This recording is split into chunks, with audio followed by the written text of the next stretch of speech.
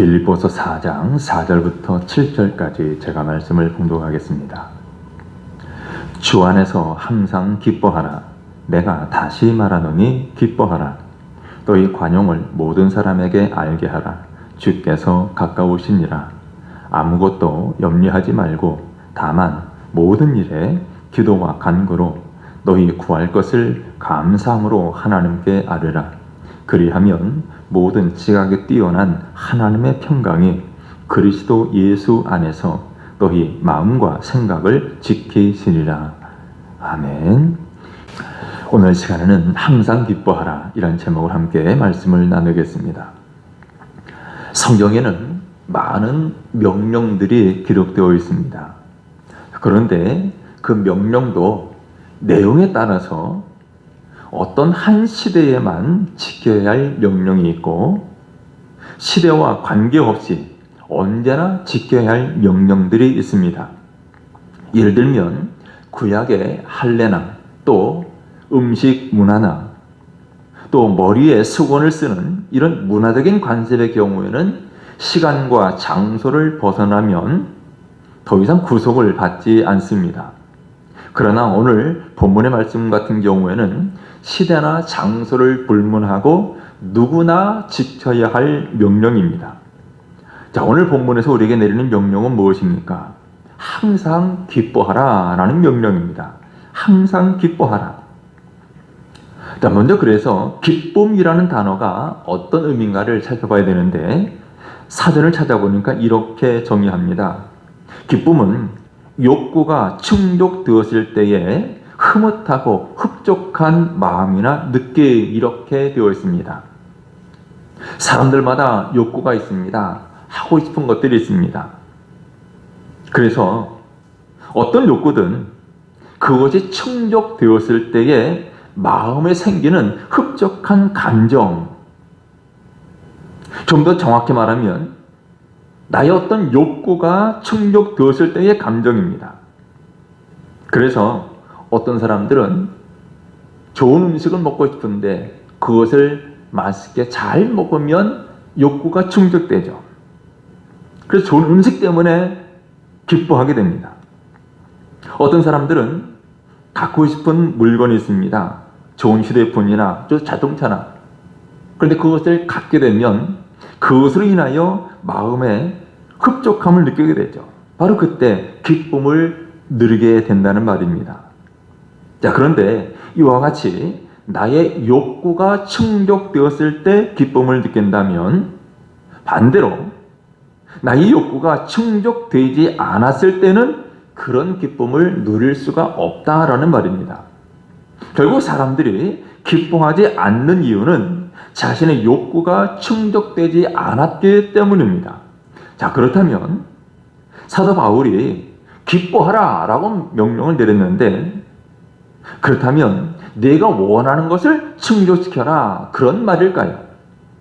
아니면 원하는 것을 갖고 먹고 싶은 것을 먹으라 그런 의미일까요? 사실 세상에서는 이런 말들이 넘쳐나고 있는데 자, 성경에서 말하는 오늘 사도 바울이 우리에게 말하는 기뻐하라 이 명령은 과연 어떤 의미일까요?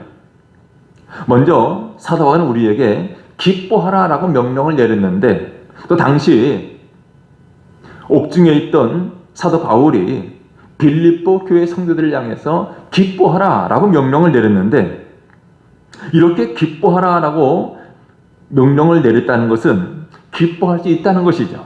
즉 기쁨을 선택할 수 있다는 것을 전제로 합니다. 또 이 말씀은 현재형의 표현입니다. 그러니까 그것을 계속해서 선택해야 할 것을 말씀합니다. 그러므로 우리는 기뻐하되 기쁨을 선택하되 계속해서 기쁨을 선택해야 합니다. 자, 사도 바울은 항상 기뻐하라고 그랬습니다. 항상 기뻐하라. 어떤 환경이나 상황에서도 기뻐하라 라는 말이죠.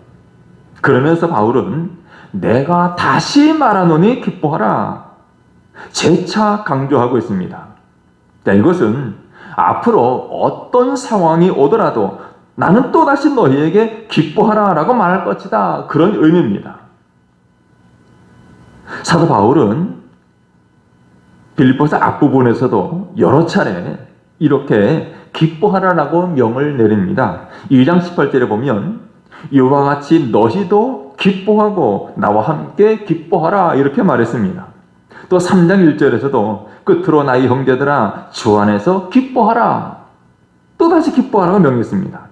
그리고 다시 오늘 본문 4장에 와서 두 번 더 반복해서 명한 거죠. 주 안에서 항상 기뻐하라, 내가 다시 말하노니 기뻐하라.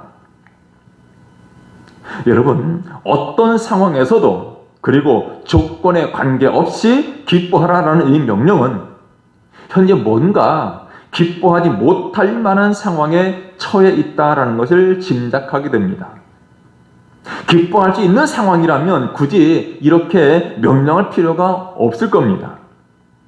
그러므로 사도 바울이 말하는 것은 어떤 상황에서도 조건에 관계없이 그야말로 지금 현재 기뻐할 만한 상황이 되지 않는다 할지라도 그럼에도 불구하고 우리는 항상 기뻐해야 된다라는 그런 의미입니다.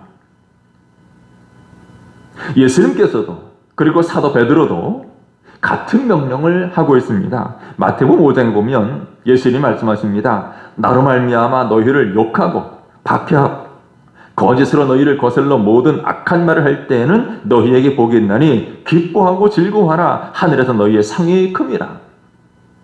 베드로 사도도 말했습니다. 사랑하는 자들아, 너희를 연단하려고는 불시험을 이상한 일 당하는 것 같이 이상히 여기지 말고 오히려 너희가 그리스도의 고난에 참여한 것으로 즐거워하라.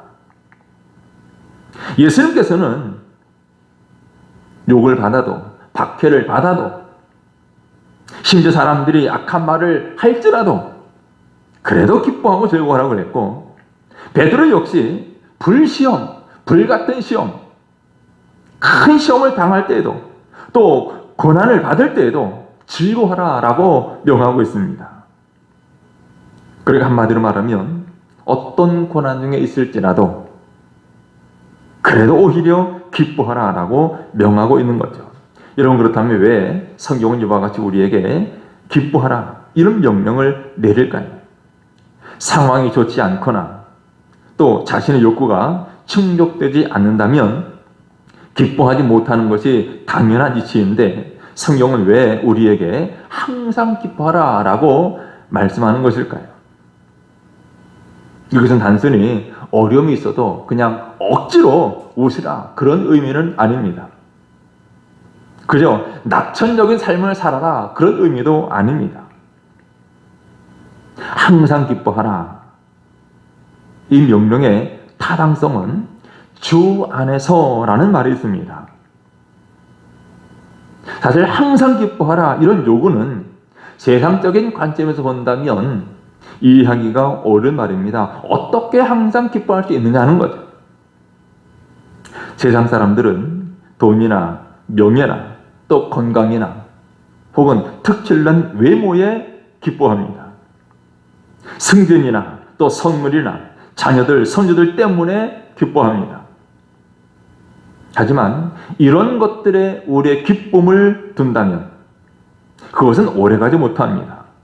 돈은 있다가도 쉽게 없어지고 건강도 마찬가지로 건강하다가도 금방 잃을 수가 있고 외모도 마찬가지입니다. 순식간에 사라집니다.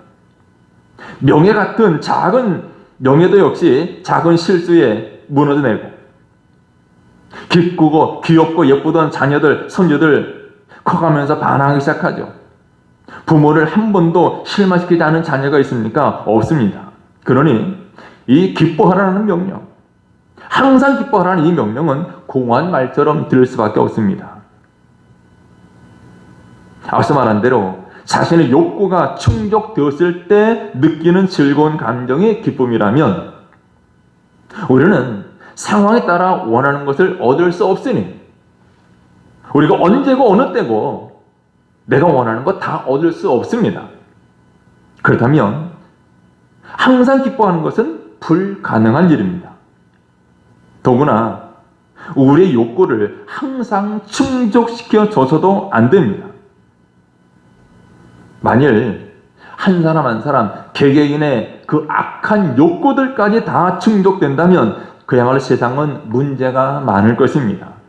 우리의 욕구는 다 충족시킬 수도 없고 다 충족시켜 주어서도 안 됩니다. 그러니 기쁨을 바라보는 관점, 즉 내가 무엇을 통해서 기뻐하고 무엇에서 기뻐하고 있는가가 중요합니다. 나에게 만족을 주는 것이 세상 안에 있는 것이라면 우리는 절대 항상 기뻐하라 이 명령에 따를 수가 없습니다. 하지만 사도 바울을 통해서 우리에게 주시는 명령은 주 안에서 항상 기뻐하라라는 것입니다. 주 안에서. 전에는 세상에서, 그리고 전에는 세상 것을 통해서 기뻐했다면 이제는 주 안에서 기뻐해야 합니다. 여러분, 쉽게 변하는 세상의 것들과는 달리 영원하고 또 변하지 아니하시는 하나님 안에서 우리는 항상 기뻐할 수 있습니다. 세상은 주님 안에 기쁨이 없다라고 말합니다. 세상 사람들은 말합니다. 교회에 무슨 재미로 가느냐 그런 말을 해. 무슨 재미로 가느냐. 사람들은 교회 다니면 일요일에도 쉬지 못하고 일요일에도 놀러 다니지 못하고 교회 다니면 술 담배도 못하고 또 심지어 부담스러운 헌금도 해야 되고 지루한 설교를 들어야 된다. 재밌는 것이 하나도 없다라고 말을 합니다. 즐거움이 없다고 말하죠. 세상은 이렇게 주님 안에 기쁨이 없다라고 말하지만 성경은 주님 안에 기쁨이 있다라고 말합니다. 그것도 조금 있는 것이 아니라 충만하게 있다라고 말합니다. 옛날 다윗은 이런 고백을 했습니다. 시편 4편 7절에 주께서 내 마음에 두신 기쁨은 그들의 곡식과 새 포도주가 풍성할 때보다 더하니이다. 이 고백을 하고 있는 당시 다윗의 상황은 기뻐할 만한 상황이 아니었습니다. 반란이 일어나고 자녀들은 그야말로 문제투성이었습니다. 말이 그렇지 자식이 아버지를 죽이고 한다면 얼마나 고통스럽겠습니까? 그러나 다윗은 이런 때라도 하나님께서 주시는 기쁨이 충만했습니다. 그가 비유를 들었습니다. 곡식과 새 포도주가 풍성할 때보다 더하다 그랬죠. 농부들에게 있어서 가장 큰 기쁨은 언제겠습니까? 농사가 잘 되어서 풍작을 거둘 때입니다. 곡식이 풍성합니다. 포도 농사가 잘 됐습니다. 얼마나 기쁠까요? 그런데 다윗은 고백합니다. 주께서 내 마음에 드신 기쁨은 그것들보다 더 크다라고 했어요. 이 기쁨이야말로 하나님께서 주시는 기쁨입니다. 모든 것을 하나님의 사랑의 하나님께서 그에게 주신다는 것을 깨닫는 데서 오는 기쁨이죠. 시편 16편 11절에 또 이렇게 고백합니다. 주께서 생명의 길을 내게 보이시리니 주의 앞에는 충만한 기쁨이 있고 주의 오른쪽에는 영원한 즐거움이 있나이다. 여기 주님께서 생명의 길을 보여주신다는 것은 하나님 나라에서 누리게 될 영원한 생명의 길을 보여주신다는 뜻입니다. 즉 하나님 보좌 우편에 앉아 계시는 예수님처럼 사는 것을 보여주시는 거죠. 그래서 하나님 보좌 우편에 앉아 계시는 주님 앞에 충만한 기쁨이 있고 주의 오른쪽에 영원한 즐거움이 있다는 것을 보고 깨닫게 되었다는 뜻입니다. 여러분, 하나님이 아닌 어떤 것으로도 우리는 참된 만족, 참된 기쁨을 얻을 수가 없습니다. 진정한 기쁨은 오직 주님 안에만 있습니다. 이것을 발견한 사도 바울은 빌립보서에서 고백을 합니다. 이렇게 고백하죠. 3장 7절에 그러나 무엇이든지 내게 유익하던 것을 내가 그리스도를 위하여 다 해로 여길 뿐더러 그랬어요. 지금 사도 바울은 유익하다라는 말과 해가 된다라는 말을 사용해서 손익 계산을 하고 있습니다. 유익한 것이 있고 해가 되는 것이 있다는 말이죠. 사도 바울은 지난 과거를 떠올립니다. 그러면서 그는 예수님 알기 전과 예수님 안 이후에 예수님을 믿은 이후의 삶과 믿기 전의 삶을 비교합니다. 바울은 예수 그리스도를 알기 전에 예수 그리스도를 영접하기 전에 그는 자신에게 있는 육체적으로 신뢰할 만한 것들 그것들을 유익하다라고 여겨왔었습니다. 육체적으로 칠만한 것들, 자랑 삼을 만한 것들이죠. 그것이 무엇입니까? 빌립보 3장 5절 6절에 보면 나는 8일 반에 할례를 받고 이스라엘 족속이요 베냐민 지파요 히브리인 중에 히브리인이요 율법으로는 바리새인이요 열심으로는 교회를 박해하고 율법의 의로는 흠이 없는 자라. 한마디로 말하면 바울은 자신이 이룬 인간적인 업적 그리고 자신의 혈통, 가문, 오늘날로 말하면 스펙이라고 할 수 있는 모든 것들을 말합니다. 그야말로 바울은 스펙을 보면 그 누구에 못지않은 엄청난 대단한 스펙을 지니고 있던 사람입니다. 그리고 바울은 이것을 자랑 삼아왔고 이것을 통해서 그는 많은 유익을 누리며 살아왔었습니다. 이것에 대한 자부심 대단했습니다. 하지만 이제는 예수 그리스도를 알게 되고 예수 그리스도를 영접한 이후에는 이것들이 유익이 아니라 해가 된다라고 말하고 있습니다. 왜 그렇습니까? 3장 8절에 말합니다. 또한 모든 것을 해로 여김은 내 주 그리스도 예수를 아는 지식이 가장 고상하기 때문이라. 내가 그를 위하여 모든 것을 잃어버리고 배설물로 여김은 그리스도를 얻기 위함이라고 말합니다. 바울은 그리스도를 아는 지식, 예수를 믿는 믿음을 제외한 모든 것들이 허망하다, 헛된 것이다 라고 깨닫게 되었습니다. 과거에는 유익했다고 생각했던 것들, 그가 이룬 인간적인 업적들이나 그가 자랑 삼아왔던 자신의 이 스펙들, 오히려 그것들을 배설물처럼 여겨버렸습니다. 그러면서 바울은 또 이렇게 고백합니다. 1장 20절에 보면 나의 간절한 기대와 소망을 따라 아무 일에든지 부끄러워하지 아니하고 지금도 전과 같이 온전히 담대하여 살든지 죽든지 내 몸에서 그리스도가 존귀하게 되게 하려 하나니 이는 내게 사는 것이 그리스도니 죽는 것도 유익함이라. 여러분, 죽는 것을 유익함으로 생각하는 사람이 있을까요? 우리가 당할 수 있는 해 중에 가장 큰 것이 죽음인데 바울 사도는 죽음마저도 유익으로 여기고 있습니다. 왜냐하면 참된 유익과 기쁨이 세상 속에 있었던 것이 아니라 그리스도 안에 있었기 때문입니다. 그래서 그는 내게 사는 것이 그리스도니 죽는 것도 유익함이라 고백을 하고 있죠. 또 빌립보서 4장에서는 이런 고백을 합니다. 내가 궁핍함으로 말하는 것이 아니니라. 어떠한 형편이든지 나는 자족하기를 배웠노니 나는 비천에 처할 줄도 알고 풍부에 처할 줄도 알아. 모든 일 곧 배부름과 배고픔과 풍부와 궁핍에도 처할 줄 아는 일체의 비결을 배웠노라. 바울은 어떠한 형편 상황이든지 자족하기를 배웠다라고 말합니다. 주 안에서 비천이나 배고픔이나 궁핍 등 어떤 환경에 처하든지 언제나 기뻐할 수 있는 법을 배웠다라는 말입니다. 또 바울이 견디기 힘든 육체의 가시가 있었습니다. 육체의 질병이 있었습니다. 바울은 그 육체의 가시, 질병이 떠나가기를 하나님 앞에 간절히 기도했습니다. 기도할 때마다 하나님은 응답하십니다. 뭐라고 응답하시냐면 내 은혜가 내게 족하도다 그래요. 육체의 질병 가지고 있는 것, 그것이 너에게는 은혜다라는 말입니다. 자, 그러면 사도 바울이 뭐라고 말합니까? 이것이 무엇이 은혜가 됩니까? 육체의 가시, 이 질병이 나에게 어려움을 안겨주고 있는데 불편한데 왜 한 고쳐집니까? 불평하며 따진 것이 아니라 이렇게 말을 합니다. 고린도서 12장에 그러므로 도리어 크게 기뻐함으로 나의 여러 약한 것들에 대하여 자랑하리니 이는 그리스도의 능력이 내게 머물게 하려 함이라. 그러므로 내가 그리스도를 위하여 약한 것들과 능력과 궁핍과 박해와 곤고를 기뻐하노니 이는 내가 약한 그때에 강함이라.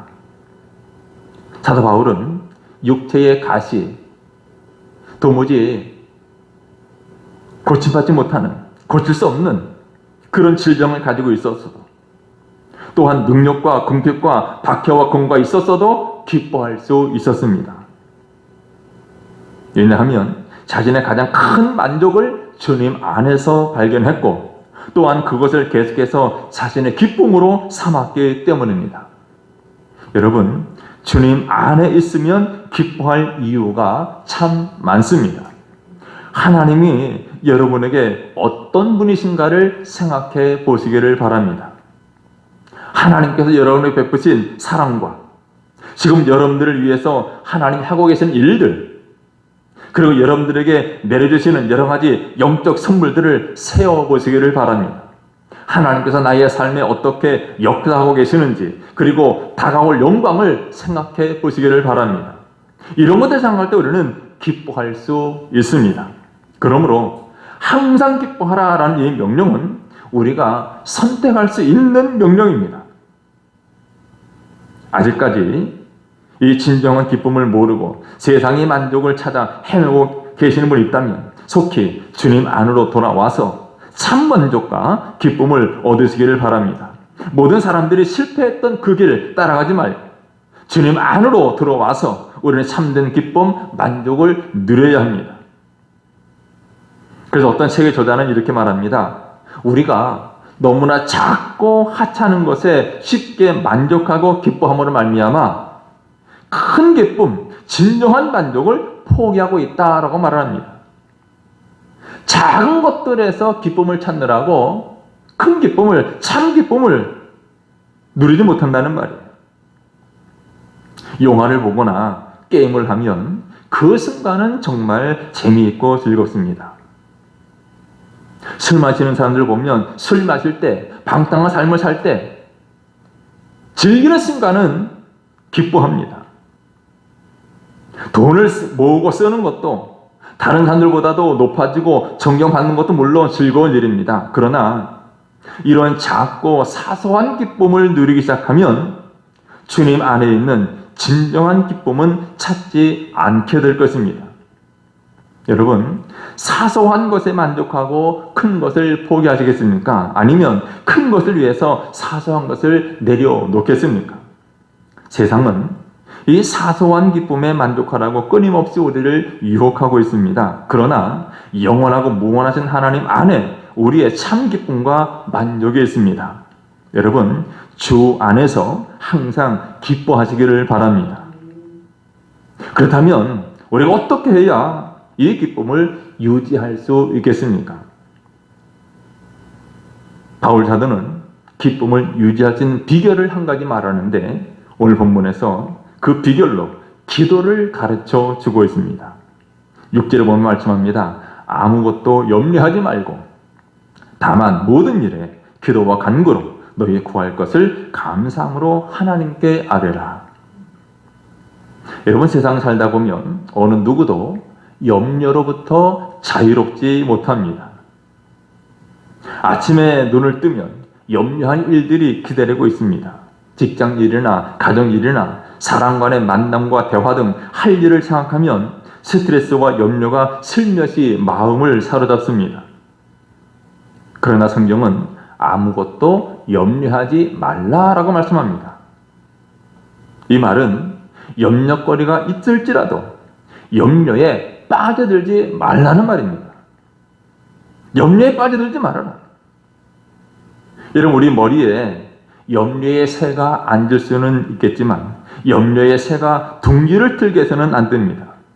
염려는 하면 할수록 또 다른 염려를 낳고 우리의 마음을 이리저리로 분산시켜 버립니다. 그야말로 염려는 백해무익한 것이죠. 그러면 우리가 염려가 될 때 어떻게 해야 합니까? 6절 하반절에 말씀하죠. 다만 모든 일에 기도와 간구로 너희 구할 것을 감사함으로 하나님께 아뢰라.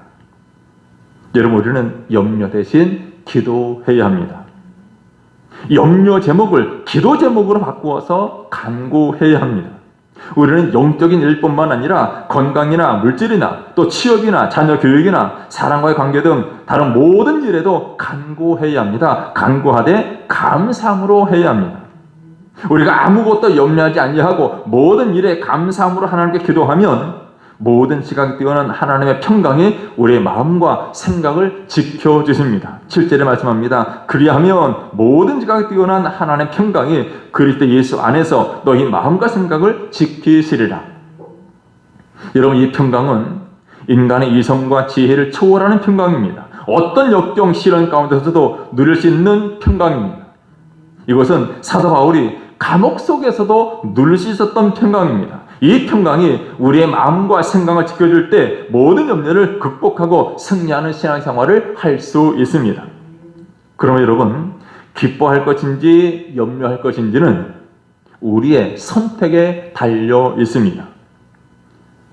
여러분, 우리가 나는 염려만 하겠다, 그러면 굳이 기도하지 않아도 됩니다. 기도하지 않으면 당연히 염려가 따라오게 되어 있습니다. 우리가 기도하기를 멈추면 세상의 걱정과 근심이 우리를 그냥 놔두지 않습니다.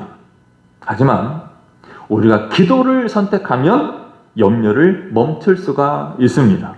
우리가 기도하기 결단하면 우리의 염려는 하나님의 영역으로 가게 되어 있습니다.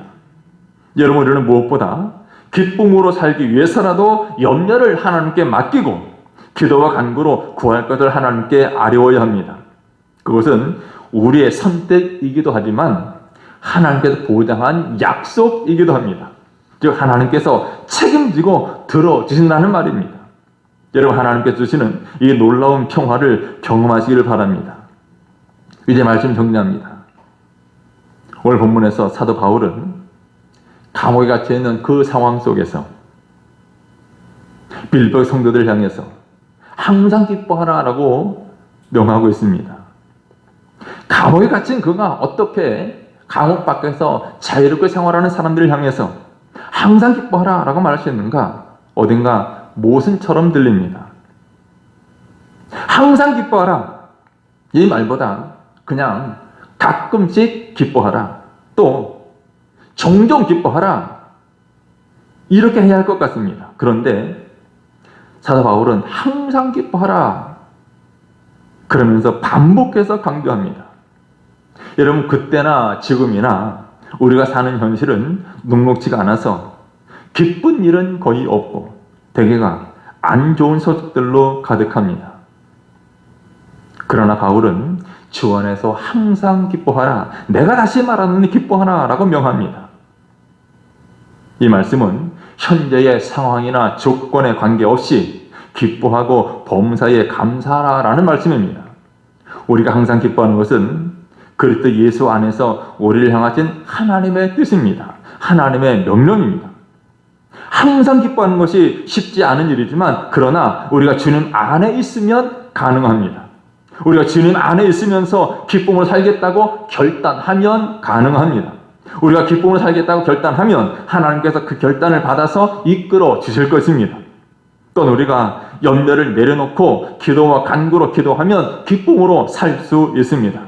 여러분, 주 안에서 항상 기뻐하면서 우리 기도함으로 말미암아 이 기쁨 유지하며 살아가는 여러분 되시기를 주님의 이름으로 축원합니다. 기도하겠습니다. 걸어가시고 자비로우신 우리 하나님, 오늘 우리가 이 세상 바라보면서 여러 가지 염려거리들 많고 또 불평과 원망거리들 많지만 그러나 그럼에도 불구하고 우리는 주 안에서 항상 기뻐하게 해 주옵소서. 우리 모든 염려를 주께 맡김으로 말미암아 우리 하나님 주시는 은혜와 기쁨과 평강을 누리게 하여 주옵소서. 예수님의 이름으로 기도드리옵나이다. 아멘.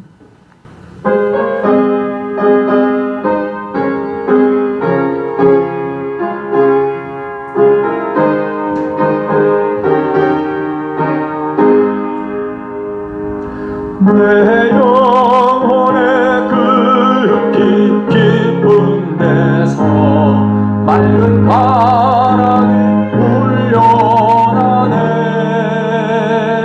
하늘 걱정아 언제나 흘러나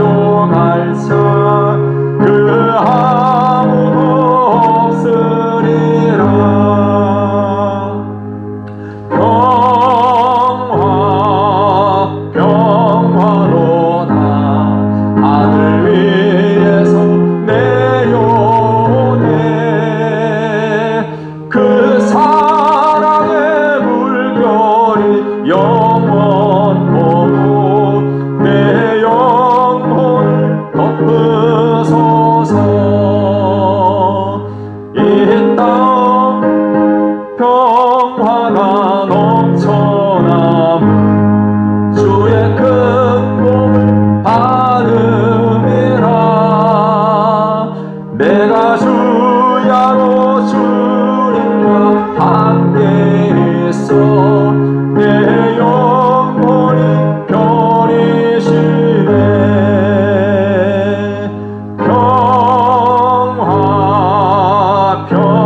평화로다 하늘 위에서 내려오네 그 사랑의 물결이 영원토록 내 영혼 덮으소서